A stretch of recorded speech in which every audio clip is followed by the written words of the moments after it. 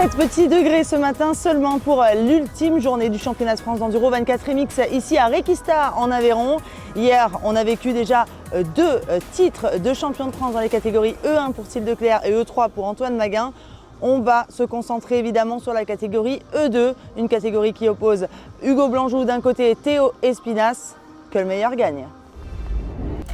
Si en élite E1 il n'y avait plus de titres en jeu, pour le podium, tout était encore jouable entre Joyon et Giraudon qui ne comptaient que 4 points d'écart à l'avantage du pilote de la Sherco Academy. Et puis il fallait aussi compter sur un Anthony Gesselin, vainqueur hier ici, qui pouvait largement jouer les troubles fêtes dans la course au point. Et c'est un peu ce qu'il s'est passé.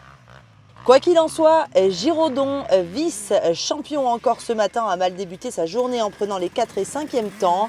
Vainqueur de la ligne, il perd de nouveau du temps dans le second passage de la spéciale de Requista. Et tout au long de la journée, il a tenté de minimiser l'écart avec son plus féroce adversaire afin de ne pas perdre plus de 4 points aujourd'hui. Mais ça n'a malheureusement pas fonctionné. Il termine 4e sur cette finale et prend la 3e place au championnat. De son côté, comme hier, Thiel Declercq a attendu la dernière spéciale pour se hisser sur le podium. Pas franchement à l'aise sur le terrain aveyronnais, le pilote d'AFI a aussi sans doute voulu savourer son titre de champion de France acquis hier et finir la saison tranquillement. Devant, on a assisté à une belle bagarre entre Léo Joyon et Anthony Gesselin, mais le pilote atomique Husqvarna a fini par s'incliner pour moins de 5 secondes sur le jeune fougueux blondinet de chez Oxmoto. Gesselin a remporté 3 spéciales dans la journée et a surtout montré qu'il était de retour aux affaires pour jouer devant en cette fin de saison. C'est une première victoire cette saison après une montée en puissance flagrante depuis Chabreloche pour Léo Joyon. Il avait sans doute fait son petit calcul, mais la remontée au classement général ne dépendait pas que de lui. Quoi qu'il en soit, il a tout donné et a pris le maximum de points sur cette ultime journée du championnat. Et avec 7 points d'avance ce soir sur Thibaut Giraudon, il arrache la place de vice-champion de France élite E1 derrière Thiel Declercq.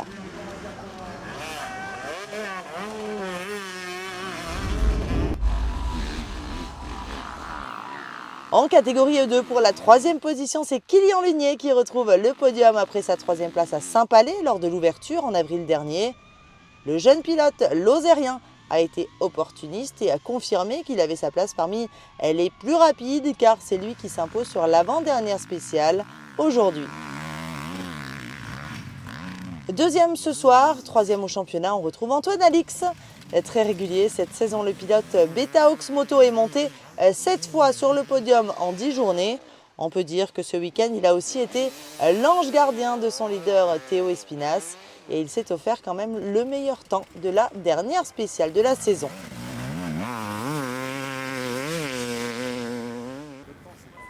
Devant, pour le titre, vous l'avez compris, il en manque un entre Blanjou et Espinas. Pourtant, cette journée avait débuté sur les chapeaux de roue entre les deux pilotes, jouant au chat et à la souris pour notre plus grand bonheur. La pression était montée très haute et malheureusement l'impensable est arrivé. Alors qu'il menait la danse dans la 8e spéciale après avoir remporté 5 chronos, Hugo Blanjou a ressenti une très forte douleur au niveau de la jambe. Incapable de poursuivre sa route, il a dû abandonner au bord de la piste un 3e titre E2 qui filait tout droit dans les bras de son meilleur adversaire. C'est dommage pour le suspense, mais on souhaite avant tout à Blanjou de se remettre très vite sur pied.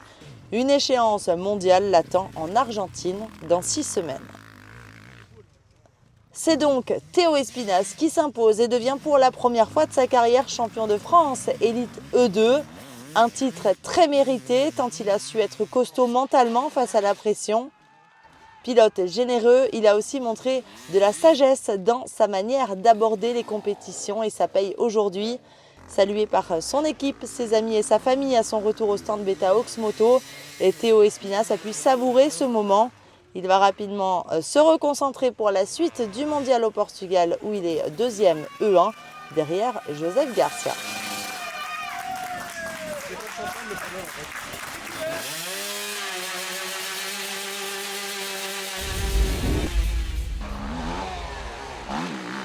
Enfin, en catégorie E3, là aussi, ça a pas mal bougé tout au long de la journée. Vice-champion hier derrière le Belge Antoine Maguin, Loïc Larieux a longtemps été en tête de la catégorie, mais a dégringolé au milieu du 3e tour. En effet, ici, ils font 11 spéciales au lieu de 9 habituellement. Et dans la SP8, Larieux fait une erreur. Et même s'il se reprend immédiatement dans la suivante en prenant le meilleur temps, le mal est fait. Il est 3e à 20 secondes de la victoire. Roussali aussi a été en tête en début de journée avec notamment le meilleur temps de la première spéciale. Mais ensuite, le pilote Sherco Factory a dû se battre face à la concurrence. Dans un premier temps, face à Bouaramé, puis Larieux et finalement Bouaramé. On retiendra de Roussali une belle montée en puissance pour sa première saison complète en enduro. Il terminera cette année de compétition en Argentine au sein de l'équipe de France Trophée aux ISDE.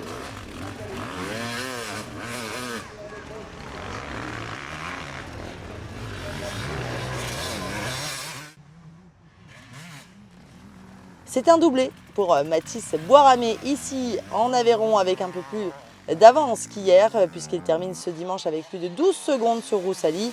Le Breton s'est imposé sur 4 spéciales aujourd'hui et a surtout montré qu'il était le plus à l'aise dans le tracé de Requista, peut-être celui qui ressemble le plus à un terrain de cross, réalisant ici ses meilleures performances.